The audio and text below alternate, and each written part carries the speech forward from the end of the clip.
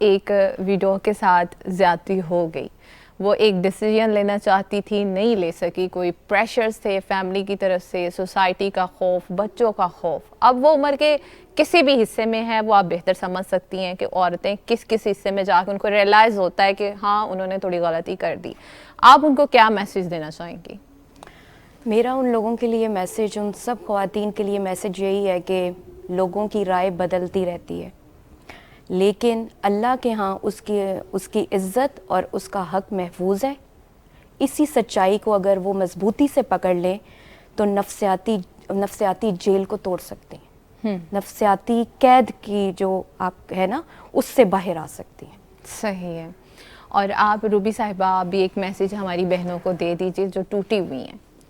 دیکھیے, جب انسان بہت زیادہ ٹوٹتا ہے نا تو جوڑنے والی صرف ایک ہی ذات ہے, جو جس نے آپ کو بنایا ہے, جس نے پیدا کیا ہے, سب سے زیادہ آپ پہ اس کا حق ہے. جب تک انسان اپنے آپ کو اس طرح آن کرنا عورت نہیں سیکھے گی نا, قدرت نے آپ پہ کوئی بھی سختی, خود کو آن کرنا سیکھیں, اپنی عزت خود کرنا سیکھیں, اپنے حقوق کے بارے میں خود اویئر ہو. وہ اپنی ورتھ کے بارے میں جانے گی کیسے, کہاں سے پتہ چلے گا؟ یہ تبھی ہوگا سائرہ جب ہم اپنی بچیوں کو شروع سے یہ ٹریننگ دیں گے, ان کو اپنے حقوق کا پتہ ہوگا, ان میں یہ اویئرنیس ہوگی کہ میرے رب نے مجھے کیا حقوق دیے. سپوز ان کو نہیں بتایا گیا جس عمر میں جس جگہ پہ وہ پہنچ چکی ہیں. جیسے ابھی ڈاکٹر صاحب نے بات کی کہ ان کے پاس ایک وہ پیشنٹ آئی, انہوں نے وہ قرآن پاک پڑھا اور بولنا سیکھی. وہ جس عمر میں بھی ہیں, آپ جب تک زندہ ہیں نا, پروردگار نے جب تک آپ کو سانسیں دی ہوئی ہیں, یہ قدرت کی ہوائیں یہاں پہ بند نہیں ہیں, تب تک آپ کو زندگی جینے کا پورا اسی طرح حق ہے جس طرح باقی. آپ جس عمر میں بھی آپ کو احساس ہو گیا کہ مجھے اپنے لیے کچھ کرنا چاہیے, تو آپ ایک صحیح لائن پہ چلیں, ایک صحیح ٹرینڈ پہ چلیں, اور اس انسان تک, جس طرح یہاں پہ ہماری اسکالرز بیٹھے ہوئے, ان سے رابطہ کریں, ان سے اویئرنیس لیں. آپ کو پتہ ہو کہ اللہ تعالیٰ نے آپ کو کیا حقوق دیے ہیں, اور جب آپ کو اپنے حقوق کا پتہ چلتا ہے تو وہ حقوق خود بخود آپ کو خالق حقیقی کی طرف سے طاقت بھی عطا کرتی ہے. صحیح ہے. تو اصل چیز ہے یہ معاشرے نے اسی طرح چلنا ہے. آپ نے جس طرح پہلے بات کی کہ آپ مر بھی جائیں گے تو وہ ہوگا تم صحیح طرح مرے نہیں ہو, صحیح طرح نہیں. یہ سوسائٹی کا ٹرینڈ ہے, یہ چلتا ہے, یہ چلتا رہے گا, اور اس نے چلتے رہنا ہے.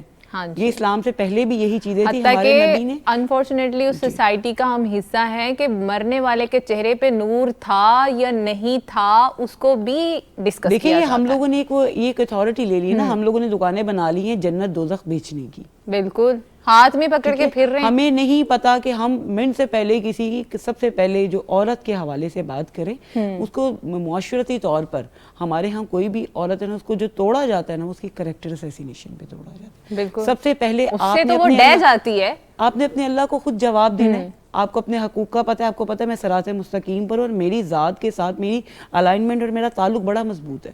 معاشرے نے تو یہ, آپ نے اپنی منزل کو فوکس کریں.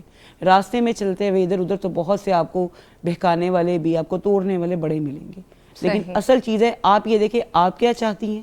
آپ اسلامی حقوق میں اپنی لائن میں رہتے ہوئے جو آپ کے حقوق ہیں وہ آپ لینا سیکھیں. ٹھیک ہے ڈاکٹر صاحبہ, آپ بھی ایک آخری میسج دیں گی کہ اب کچھ خواتین ڈیسیجن لینا چاہتی ہیں, وہ ہو گئی ہیں بیوہ, ان کی سیپریشن ہو گئی ہے کسی بھی طرح سے, اور کچھ ایسی ہیں کہ ان کی ویسے ہی تاخیر ہو گئی ہے, ان دونوں طرح کی خواتین کو آپ کیا میسج دینا چاہیں گی؟